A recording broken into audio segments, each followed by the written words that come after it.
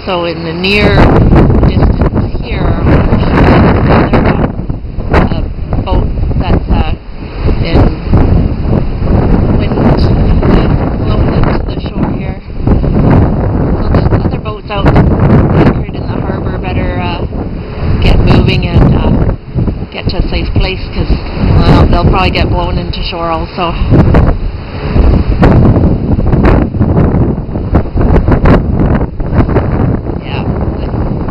Normally when on windy days you can see white caps out in the water here, but there's actually waves, and they're, I think, the biggest waves I've seen out here.